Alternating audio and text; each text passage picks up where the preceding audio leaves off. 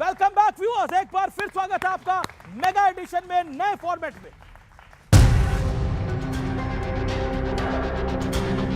चलिए, ये राउंड है आम आदमी पार्टी और भारतीय जनता पार्टी का राउंड है।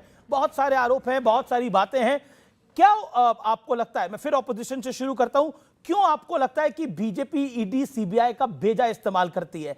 और क्या आपको लगता है कि बीजेपी एक पॉलिटिकल पार्टी है, उसका तो काम नहीं है कि ऑपोजिशन को मजबूत रखे? सबसे पहले तो मुझे बहुत ही अच्छा लगा कि हमारी जनता इतनी जागरूक है। जनता सब जानती है। उन्होंने सारे क्वेश्चन आज बीजेपी से किए क्योंकि वो सब परेशान है। उनको विश्वास चाहे राहुल गांधी पर ना हो, पर वो बीजेपी से परेशान है। ये बहुत क्लियर हो गया। शांति शांति। सबसे पहले आपका आज डिबेट का मुद्दा है। आप बोलिए खुद, क्या है डिबेट का मुद्दा आज?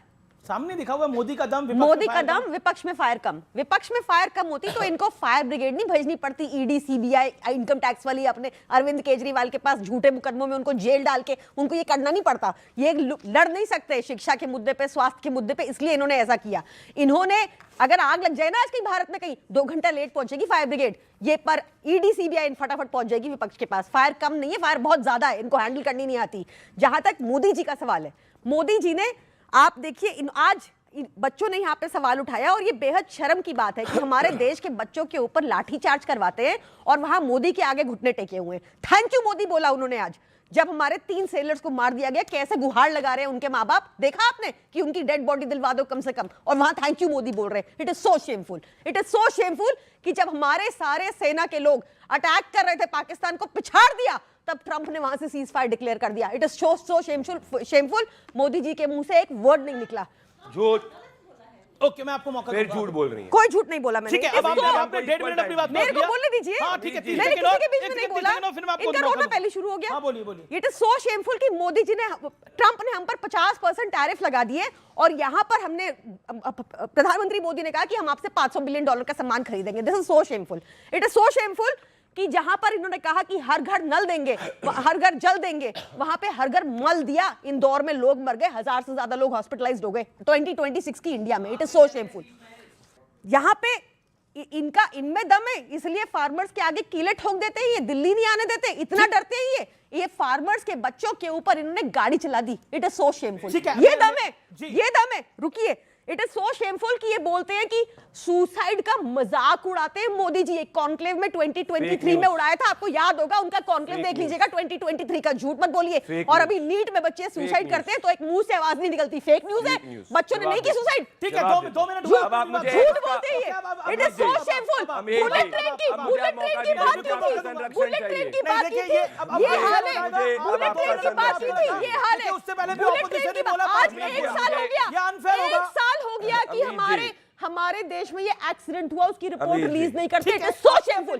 ये दम है, ये दम है इनमें। राम मंदिर की बात करते, राम नाम जपना, मंदिर का माल अपना, ये करते हैं। अमित जी, मुझे प्लीज आपका संरक्षण चाहिए कि तब से विपक्ष बोल रही थी। मुझे एटलीस्ट बीच में जो आप टोक रहे थे, पहली अब उनका संरक्षण चाहिए। 10 सेकंड होगा अब please. It is so shameful की बात करते हैं। पंजाब में युवाओं के ऊपर लाठी बरसा रही है आम आदमी पार्टी की पुलिस। ये इट इज सो शेमफुल की बात करते हैं। मारुति का वादा करने वाले जाके पंजाब के अंदर शीश महल बनाते हैं, दिल्ली के अंदर शीश महल बनाते हैं। ये इट इज सो शेमफुल की बात करते हैं। एक अखबार को, हिंदुस्तान के इतिहास में इंदिरा गांधी के बाद अगर किसी ने अखबार के ऊपर रेड करी, वो पंजाब में आम आदमी पार्टी ने करी। इट इज सो शेमफुल की बात करते हैं। लाठी की बात करते हैं। ये रहे आम आदमी पार्टी की पुलिस पंजाब के अंदर किसानों के ऊपर लाठी चला रही है। ये करती है आम आदमी पार्टी की पुलिस और ये इनकी सच्चाई की बात करती है। ये 1 नंबर के झूठे लोग हैं। कांग्रेस के खिलाफ बात करते हैं, कांग्रेस के इलू इलू करते हैं। देश की जनता और दिल्ली की जनता को इन्हें लूटने का प्रयास किया। ये इनकी सच्चाई है। नशा इन्होंने पंजाब में बढ़ाया, भ्रष्टाचार इन्होंने पंजाब के अंदर बनाया, करप्शन इन्होंने सबसे आगे किया और किसानों पे लाठी भी इन्होंने चलाई। ये देशद्रोही लोग हैं पंजाब में। ये आप लोग करा लो, अगर हम चिट्टा है तो ये डोप टेस्ट करा दो। आम आदमी पार्टी दिल्ली में चुनाव हारी, शीश महल एक बड़ा कारण बन गया, जिसकी वजह से आम आदमी पार्टी का एक पॉलिटिकल डिबैकल हो गया दिल्ली के अंदर। बुरी तरह से आप लोग चुनाव हारे। अरविंद केजरीवाल स्वयं का अपना चुनाव हार गए।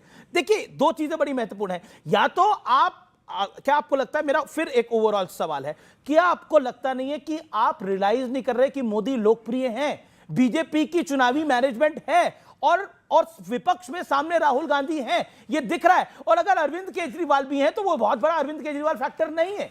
अब ये दिखाई दे रहा है। 2-3 बातें बता देती हूँ। इन्होंने 3 साल हमारे नेताओं को फर्जी आरोपों में जेल में डाला।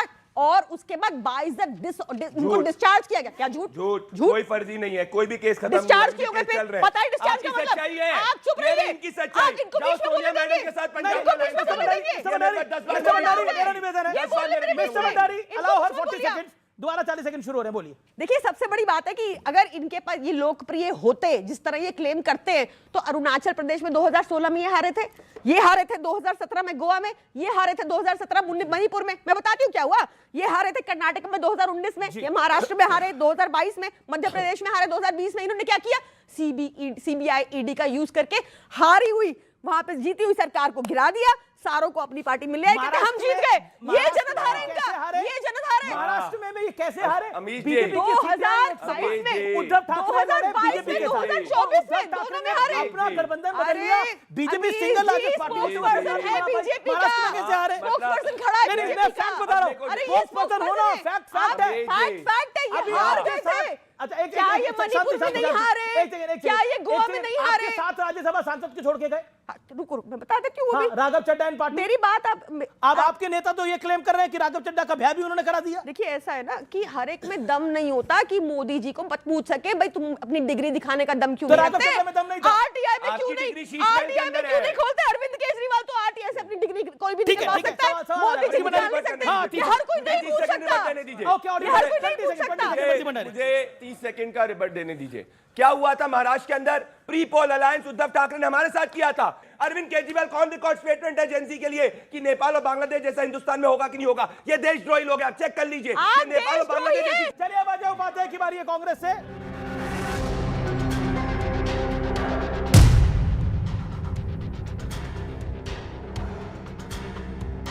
चलिए अब अगले राउंड की शुरुआत करते हैं। अगले राउंड में कांग्रेस के प्रोफेसर अजय उपाध्याय हैं और आम आदमी पार्टी की प्रियंका कक्कड़ हैं। एक बार फिर जोरदार तालियां सबके लिए। और मेरा निवेदन है, बीते 2 राउंड में बहुत हल्ला गुल्ला हुआ है, अपनी अपनी टर्न पे बोलिए, अपनी अपनी बारी पे बोलिए। सबसे पहले आपके पास आता हूं मैं प्रोफेसर उपाध्याय, और एक प्रश्न आपसे पूछता हूं मैं। अरविंद केजरीवाल कहते हैं कि आप लोग रीजनल पार्टियों को समाप्त करना चाहते हैं। कांग्रेस की मानसिकता यह है कि रीजनल पार्टी समाप्त हो जाए। क्या कहना चाहते हैं आप? और राहुल गांधी में तो कोई दमखम बचा नहीं है। हमें तो अपनों ने लूटा, गैरों में कहां दम था। हमारी किस्ती, इस देश की किस्ती वहां डूबी जहां भाषणों में दम था और काम बहुत कम था। सच्चाई यही है। तो अरविंद केजरीवाल जी का व्यक्तिगत हम सब बहुत सम्मान करते हैं। बड़ा सम्मान कह रहे हैं कि मोदी जी से अरे, 70 काम अब किए हैं आपने वो। कहा न बोलने के लिए बीच में ही आप बोल देते हाँ, हैं। बोलिए बोलिए। आपको अरविंद केजरीवाल से भी प्रेम हो गया है क्या? है? ऐसा प्रेम मत कीजिए आप। हमें एक सबसे प्रेम एक आदमी से रखिए, वो ठीक है। हमें सबसे मोदी जी का है। प्रेम अच्छा हमें- लगता है आपको। हमें सबसे प्रेम है, लेकिन सबसे ज्यादा मां भारती से प्रेम है। सबसे ज्यादा मां भारती से प्रेम है। प्रियंका जी, उन्होंने बोला कि हम पर्सनल आक्षेप तो नहीं लगा रहे थे, लेकिन उन्होंने काफी कुछ बोल दिया। लेकिन क्या आपको लगता है कि राहुल गांधी जी में फायर कम है, जो उन्हीं की एक एक्स नेता ने बोला? 2-3 बातें पहले इन्होंने कही, उसका जवाब देना चाहिए। यहाँ बिना प्रमाण के आप एलिगेशंस लगा रहे क्योंकि आपके पास कुछ काम दिखाने को है नहीं। इतने साल आपने काम किया पंजाब में, उसके नाम पे अंडा है आप। दूसरी बात, राहुल गांधी जी ने, आपने बताया कि राहुल गांधी जी ने कैसा साथ दिया। मैं भी आपको बता दूं कि जब राहुल गांधी जी की सदस्यता गई थी, तो सबसे पहले मुखर होकर अरविंद केजरीवाल जी ने ये बात उठाई थी। जब कांग्रेस के अकाउंट फ्रीज कर दिए थे भाजपा ने, तब भी अरविंद केजरीवाल जी ने ये बात उठाई थी। पर हमने देखा कि किस तरह की ओछी राजनीति कांग्रेस करती है। अभी उसका प्रमाण मिला कि एक बच्चे अगर आंदोलन कर रहे हैं, कह रहे हैं नहीं नहीं इनका आंदोलन नहीं होना चाहिए, सिर्फ एनएसयूआई आंदोलन कर सकती है, उन आंदोलन को क्रिटिसाइज कर रही है। ऐसी ओछी राजनीति वाले कभी भी देश का भला नहीं कर सकते, पहली चीज। दूसरी चीज, आपको ध्यान होगा कि कैसे इन्होंने क्या बोला था आपने, एक और बोल दीजिए कुछ हाँ, भी। नहीं आप कुछ नहीं, मैं तथ्यों पे बोलूंगी। इन्होंने अभी 1-2 बातें और, मतलब इन्होंने पंजाब का उदाहरण मैं आपको देती हूँ। पंजाब में इनकी लड़ाई क्या है? पंजाब में इनकी लड़ाई है सुरजीत सिंह रंधावा के बीच में, राजा वॉरिंग के बीच में, सिद्धू जी का पता नहीं पर उनके बीच में, चिरंजीत सिंह चन्नी के बीच में। सबको मुख्यमंत्री बनना है, काडर तो है ही नहीं। और कह रहे हैं कि दिल्ली में अगर हम साथ लड़े होते तो अच्छा होता, जीरो से क्या आता। नहीं, सुनिए, रीजनल पार्टी को समाप्त करना चाहती है कांग्रेस पार्टी। जीरो से क्या बेहतर करते हैं दिल्ली में अगर हम साथ ले लेते। और बेशर्मी इतनी कि सचिन पायलट जी ने उसके बाद एक प्रेस कॉन्फ्रेंस करके बताया कि 2025 का जीरो 2020 के जीरो से कैसे बेहतर है दिल्ली में। ये तो इनकी हालत है। दूसरा, इन्होंने वहां इनके पास, your take on Rahul Gandhi? My take on Rahul Gandhi has been very clear. ये उनको लड़वाना अपने आप को चाहते हैं। मजबूत करना है, मत लड़िए इनसे। उनको देश के मजबूत होने से फर्क नहीं पड़ता। कितनी उनकी रिलॉन्च पार्टी करनी है अभी कांग्रेस को मुझे रिलॉन्च नहीं पार्टी। पता, कितने उनको टेक ऑफ करनी है मुझे नहीं पता। किसी भी आम व्यक्ति को इतने टेक ऑफ करने के मौके नहीं मिलते। तो ये तो अब कांग्रेस को सोचना है, देश ज्यादा बड़ा है कि राहुल गांधी बड़ी है ओके, कि जवाब कांग्रेस जवाब बड़ी है। जवाब देखिए, जवाब 40 देखिए, सेकंड। सच बात है। वो रिलंच लंच की बात कर रही हैं, तो हम लोगों ने तो देखा और वाकई दिल्ली की जनता ने उनको जो है मिसाइल पर चढ़ाकर मंगल ग्रह पर भेज दिया था। 67 सीट देना अरविंद केजरीवाल को कोई कम भरोसा नहीं किया था, लेकिन उन्होंने क्या किया इस दिल्ली की जनता के साथ? मंगल ग्रह पे भेज दिया। अच्छा, नहीं, अब कहाँ है, किस ग्रह पर मुझे नहीं पता, क्यों दिखते हैं क्या? किसी भी जनता के मुद्दों पर कहीं भी जब बात आती है, नीट सीबीएसई हो, कहीं भी आंदोलन की बात दिख हो, नहीं रहे पिछले इनको। तो कहाँ दिल्ली गायब में है? दिख लगातार, नहीं रहे इनको। अब ये मुझे नहीं पता है पंजाब में है, कहाँ है, कहीं हैं लेकिन छुपे हुए हो। और ईडी सीबीआई हुए का हैं। प्रभाव, अरे भाई यही भंडारी जी को कम समझते हैं। अरे ये बहुत बड़ा खतरनाक आदमी है, ये कभी भी कोई भी खेल कर देते हैं। ममता जी का देखे कैसा पूरा उनके भंडारी टीम जी को की ही तो तोड़ तारीफ दिया। करे, अरविंद जी का मजाक उड़ा अरे रहे हो। ये बहुत खतरनाक है। वो अभी छुपे भी हुए हैं। सुनिए ना, अभी देखिए, अभी थोड़ा देर पहले सुन लीजिए, अभी थोड़ा देर पहले कैसे यहाँ पे नाटक कर करके कैसे तेज तेज लड़ रहे थे। ये लड़ा कर दिखा रहे हैं कि देखो पंजाब में तो मैं ही लड़ सकता हूं आम आदमी पार्टी से। सच है कि दोनों मिले हुए हैं जी। अच्छा, ये हम नहीं कह रहे हैं, आप पूरा मिले हुए देश देख सर। रहा है। ओके, इनका कहना है कि पंजाब में कांग्रेस, मैं बाद में इस प्रश्न पे आता हूं, लेकिन जवाब मैडम, अरविंद केजरीवाल छुपे हुए हैं। देखिए जवाब आपका क्या है? ऐसा है कि हमने कहाँ? ऐसे बहुत मौके देखे। कहाँ है, पूछ रहे कहाँ है अरविंद ये केजरीवाल? थोड़ा आंखें खोलेंगे तो इनको हर जगह दिखेंगे। इनको दिख ही नहीं रहे क्योंकि आंखें बंद है इनकी। आंखें तो खोले, सर्वव्यापी है, सर्वज्ञानी, आंखें खोले सार्वभौमिक है वो। थोड़ा। आंखें खोले थोड़ा सा और स्टडी देखा, करके खोल रहा आए, हूँ दीदी। दिखे जाए। अरे बहन आपको- महन मैं खोल रहा हूँ। सुनिए ना, आप जाके चेक कहीं नहीं कीजिए, दिख रहा है। नीट के ऊपर हो, सीबीएसई कहीं के ऊपर हो, स्टूडेंट्स सुसाइड के ऊपर हो, बच्चों के साथ संवाद शुरू करना हो, शिक्षा के ऊपर हो, ये सब क्रेडिट अरविंद केजरीवाल को जाता है। क्रेडिट आप लोग जाता देख है, लीजिएगा, है कहाँ? आप वो कह चेक रहे हैं कीजिएगा। कहाँ, वो बार-बार पूछ रहे हैं कहाँ है, दिल्ली में, उससे पंजाब में? ज्यादा ये दिखती हैं, कक्कड़ जी सबसे ज्यादा दिखती हैं। अरे वो नहीं क्यों दिखते हैं। इनका नुकसान कर रहे हैं इनकी नहीं पार्टी में वाकई आप? दिखती हैं, ये लगातार एक्टिव रहती हैं पॉलिटिक्स में। मैं इनको सैल्यूट करता हूं। अरविंद केजरीवाल जी पहले जितना दिखते थे, इतना ऐसे तो आज राहुल जी से इनके ज्यादा इतना आप भी दिखते दिख लेते तो भाई ओके, लोगों का जवाब। भरोसा मुझे बढ़ता। लगता है ये पर्सनल टिप्पणियां कर करके ये हालत है देश की। और आप लोगों ने, अगर तो आपने पॉजिटिव काम कह ठीक रहा से हूं। कर लिया होता मैंने ना तो पॉजिटिव कहा। सर, लेकिन अगर आपका आरोप है, आपका आरोप आपने है कि अगर आप जहां जाते हैं कांग्रेस को निपटाते हैं। अगर आप एक- गुजरात में गए, आपने कांग्रेस को नुकसान पहुंचाया, हरियाणा में गए, कांग्रेस को नुकसान पहुंचाया। अरे इनको किसने रोका? दिल्ली 30 में, साल तक कांग्रेस बीजेपी को नुकसान हरा नहीं पाए। किसने रोका? 30 साल हो गए गुजरात में, नहीं हरा पाए बीजेपी को। किसने रोका? आम आदमी पार्टी ने। अभी असम हार गए, निकाय चुनाव भी हार गए, विधानसभा भी हार गए। किसने रोका? आम आदमी पार्टी ने। बंगाल में 2 सीटें आई हैं, किसने रोका? आम आदमी पार्टी ने। दिल्ली में 0, किसने रोका? आम आदमी पार्टी ने। बिहार में कितनी सीट आई है? 6, एआईएम से 1 ज्यादा। एआईएम भी इनको एक बात पीछे है इनके, बिल्कुल ना। तो इनको इनकी ये कहानियां, बहाने कुछ है ही नहीं ग्राउंड पे। सही है, आप यूपी में कब से नहीं आए, ग्राउंड बंगाल पे में है ही नहीं 50 साल कुछ। से नहीं आए, बिहार में 40 साल, मतलब आप खुद सोचिए। और आप कहते हैं कि आम आदमी पार्टी आपको रोक रही है। देखिए- गुजरात में तो आम आदमी पार्टी देखिए- पिछला चुनाव लड़ी, देखिए, उससे पहले 25 साल से आप हार रहे हैं। देखिए- कौन सा जीत रहे थे आप? देखिए, आप लोग कहते हैं ना कि 65-70 साल तक कांग्रेस का शासन था, तो बहुत सारी पार्टियां जो हैं यहाँ दिखती भी नहीं थी, कौन से लोक में होती थी, किस ग्रह पर होती थी। धीरे धीरे बढ़ी, सबका अपना है, जनता का कांग्रेस भरोसा नहीं लोगों ने बढ़ी, जीता। बाकी सब बढ़ गए। हमारे पास जिन राज्यों में आज भी सरकार विपक्ष में सबसे ज्यादा किस पार्टी की तेलंगाना सरकार में है? भी आरएसएस इंपोर्ट किस है। कह पार्टी रहे की हिटलर सरकार अच्छा है, सबसे हिटलर ज्यादा की है? टास्क मैं फोर्स बीच में बनाऊंगा। नहीं इनका बोलता। इनका मेरी आदत मुख्यमंत्री बीच में बताइए। बोलने वाली नहीं है। यदि आप बोल लेंगे तो आप बोल लीजिए, फिर मैं आप, बात अच्छा, मैं बोलूंगा। आपसे जवाब मांग रही हूँ। नहीं, आप बोल लीजिए हाँ, पहले, मुझे मैं एक जवाब चाहिए आपको- इनसे। मैं अपना समय भी देता हूँ। यहाँ पे राहुल गांधी जी हर जगह संविधान लेके, लाल किताब लेके घूमते हैं, बताते हैं कि डिफेक्शन लॉ होना चाहिए, एंटी डिफेक्शन होना चाहिए। इनके मुख्यमंत्री तेलंगाना के विधानसभा में कहते हैं सारे बीआरएस वाले मेरी पार्टी में आ जाओ, मैं किसी पे एंटी डिफेक्शन लॉ नहीं लगने दूंगा। ये बात करते हैं। उसके बाद अभी रिसेंटली क्या बोला इनके तेलंगाना के मुख्यमंत्री जो आरएसएस इंपोर्ट है, रेवंत रेड्डी जी, वो बोले मैं हिटलर से बड़ा प्रेरित हूं, हिटलर से प्रेरित होकर मैंने ये नाम रखा और ये टास्क फोर्स क्रिएट। एक मुंह से शब्द नहीं निकला। इनकी आइडियोलॉजी क्या है? आज बीजेपी में सारे जितने लोग हैं 80% कांग्रेस ही हैं। सारे मुख्यमंत्री इनके गिन लो, सारे कांग्रेस की। प्रेमा खांडू हो जाए, ये शुवेंदु अधिकारी भी पुराने हो गए, ये हेमंत बिस्वा शर्मा हो गए, सारे कांग्रेस के आए हुए हैं। तो ये अपना घर संभाले, मजबूत हो ले। गुड लक टू यू है सर। पर्सनल टिप्पणियां बंद करें। अगर आपने काम किया होता अच्छा शिक्षा पे, तो अब मोदी जी बोलने को भी दीजिए उनको भी। नकली डिग्री नहीं चाहिए होती। अब वो क्या अजय बात है। अब मुझे 30 पूरा सेकंड। भरोसा है कि आप पूरा सुनेंगे। इन्होंने कहा कि कांग्रेस से लोग निकले हुए हैं। वाकई अभी तो भाजपा का जो प्रदेश अध्यक्ष इन्होंने बनाया है, प्रेमा कहाँ? खांडू वो भी न इनके यहाँ पंजाब में तो वो भी कांग्रेसी हैं। मैं इसमें कोई कहने में दिक्कत नहीं, इनके इन लोगों के पास तो कुछ है ही नहीं, आम आदमी तो हमारे पार्टी में वाले कई कांग्रेसी हैं। तो हमारे वाले ही लेकर के ही जाते हैं, क्योंकि इनके पास अपना होता न विजन है न लीडर है, कुछ है ही नहीं। मेरा सवाल केजरीवाल से है कि मैं बिहार मिथिला से आता हूं। उन्होंने 2019 में बोला था कि बिहारियों, जो भी बिहारी है वो 500 का टिकट लेके आता है, 5000 का टिकट इलाज, 5 लाख का इलाज करवा के चला जाता है। आप बोलते हैं कि केजरीवाल जी पीएम कैंडिडेट है। पीएम मतलब पूरा देश के हर एक जनता का सम्मान करना। आप गाली क्यों देते हैं बिहार वालों को? नहीं, अभी कहाँ बोला इन्होंने केजरीवाल पीएम कैंडिडेट है क्या? बिल्कुल भी नहीं। Okay okay okay okay. सबसे नहीं, केजरीवाल अभी भी पीएम कैंडिडेट है। मैं अभी पहले तो उनकी CM बात भी नहीं क्लियर रहे कर वो। दूं। मैं आपको ये बता दूं, आप जरा चेक करके देखिएगा कितना ज्यादा हमने पूर्वांचली लोगों को सम्मान दिया, कितनी घाट हमने दिल्ली में बनवाई, कितने एमएलए हमारे पूर्वांचल से हैं। आप चेक कर लीजिएगा, कोई भी ठीक पार्टी है, हमें चलिए बीट अभी करके राउंड तो को बता समाप्त करते हैं। दीजिएगा। आखिरी आप राउंड चेक की कर बारी है। लीजिएगा, ये बयान आखिरी राउंड है, आखिरी राउंड है, आखिरी राउंड है। मैं निवेदन करूंगा, मैं बीजेपी और समाजवादी पार्टी से निवेदन करूंगा वो मंच पे जाए।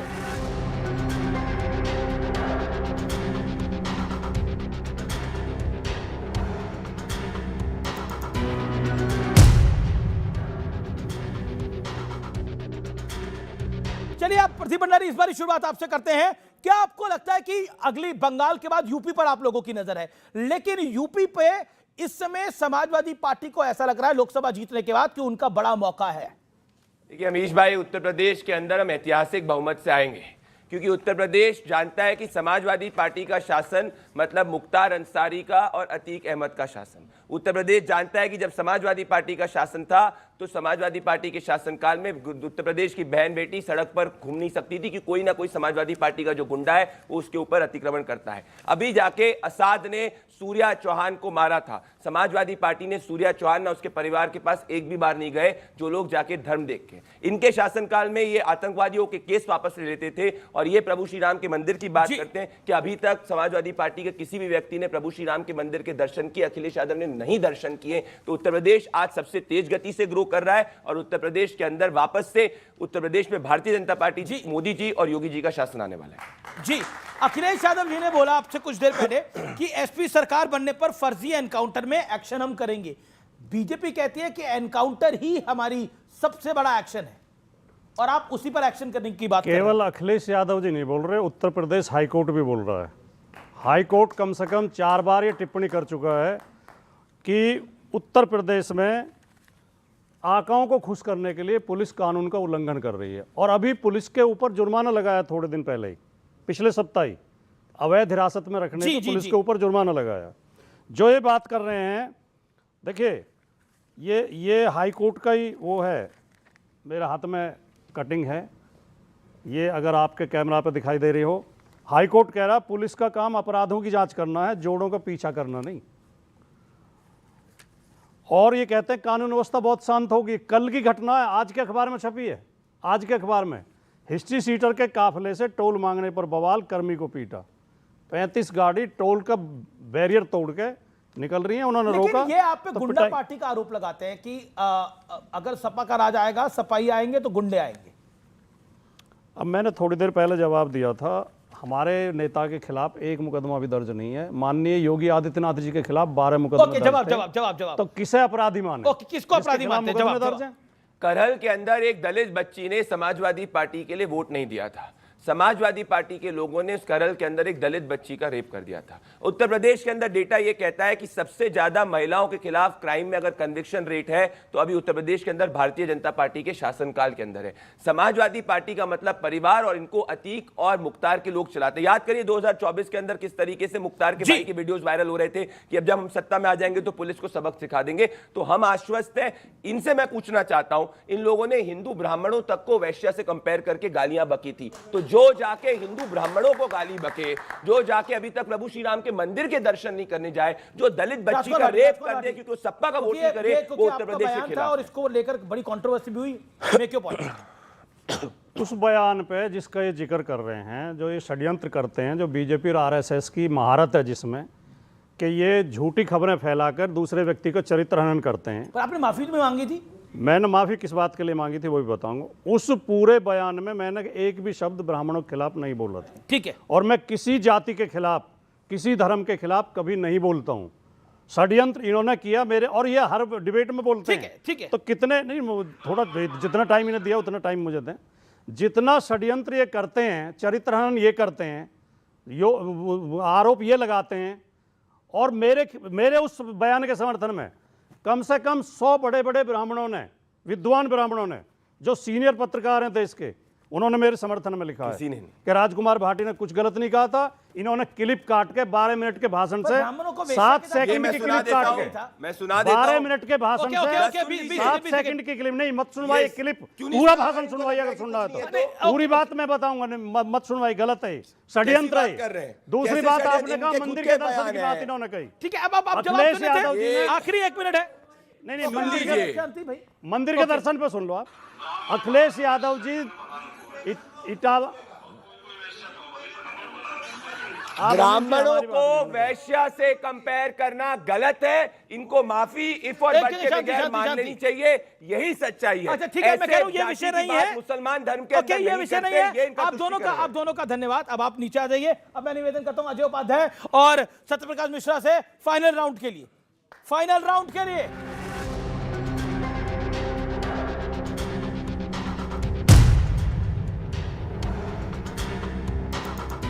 चलिए, इमरान मसूद ने बड़ी बात बोली है सुष्मिता देव के लिए। यह बड़ी खबर है इस समय की।